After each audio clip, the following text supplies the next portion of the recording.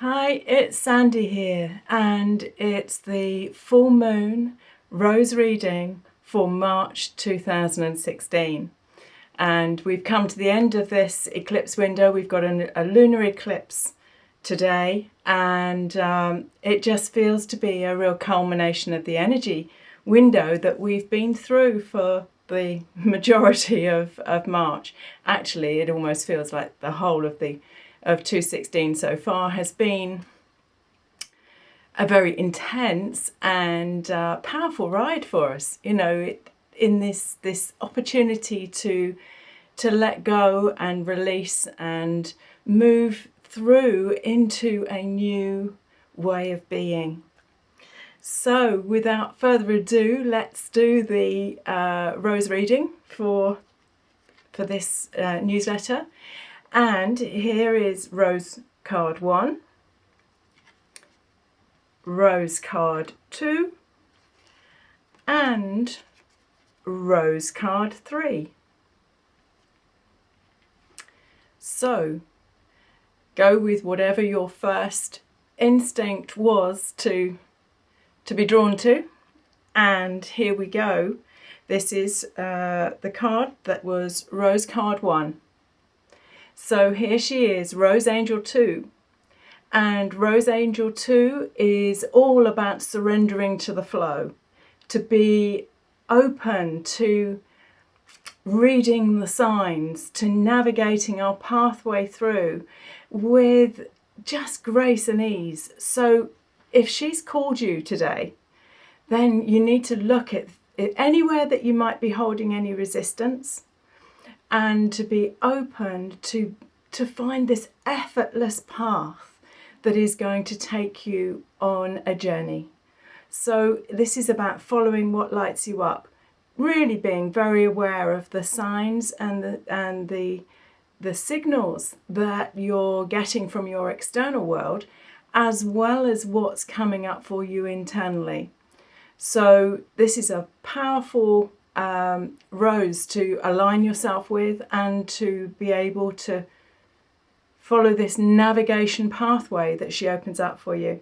Very beautiful, very powerful rose. Just all about going with the flow. This is not a time to get in your boat and try and go back up the river. This is about allowing the grace and ease of the universe to support you for this next phase of the journey. And if you chose Rose card 2, here she is, Rose 1. Now she is calling you to firm foundations. She's saying to you, attend to anything that is going to destabilize your base foundation in life. So, is there any paperwork you need to attend to? Is there any extra clearing work that you need to do to make sure that you have got this solid plate inside you to be able to go forward? We can only build on a firm foundation. It's like an architect or a builder building a house. That foundational piece has got to go in first for the success of the building. So deal with anything that is calling you to create this really good, stable place for you to springboard forward from. So powerful portal, powerful pathway forward.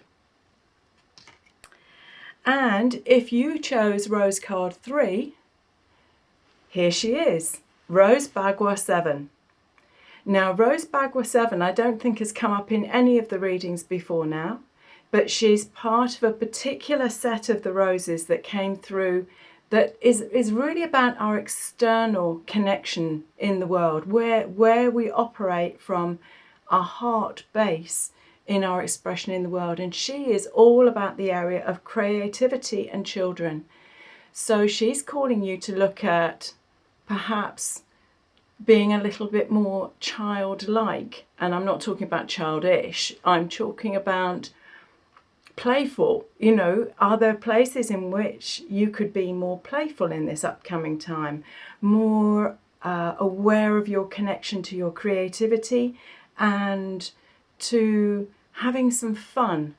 you know, she's like an explosion.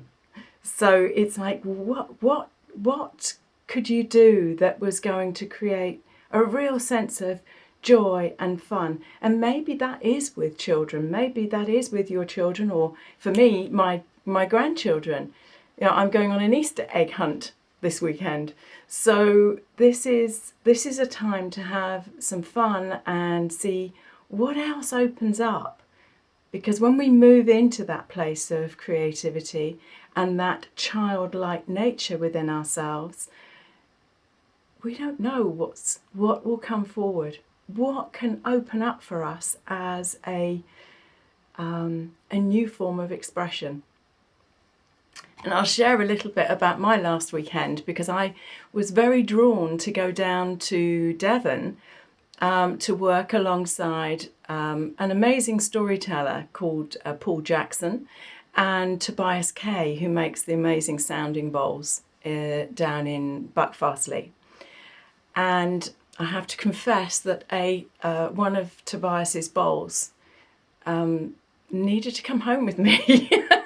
So at the end of this video, I'm just going to add a little snippet of the sound with the sounding bowls, because for those of you that feel drawn to come to the meditation groups or the Chalice Well, I have to say that this beautiful birch sounding bowl will be coming with me to add to the mix of the heart work that we engage with.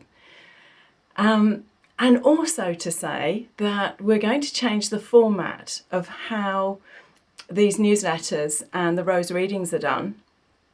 And we're going to continue with the full moon in doing a once a month newsletter on the full moon, but we're going to experiment with around the new moon to do a live video, a live sort of webinar thing with new technology. As you can tell, I'm not the most technology savvy person, but I'm learning. And so we're going to experiment with being able to offer a live, interactive meditation and rose reading session, and I'm sure that the bowl will play as well, so that we can meet face to face in a global situation. So it will be 8 p.m. UK time, which I'm hoping will sort of sync very nicely with those of you in the US and in Europe and also in Australia. So it's exciting times, and we are totally, well, certainly for myself, there really feels to be a new beginning that is emerging in the way that I'm sharing this work and the message of the rose.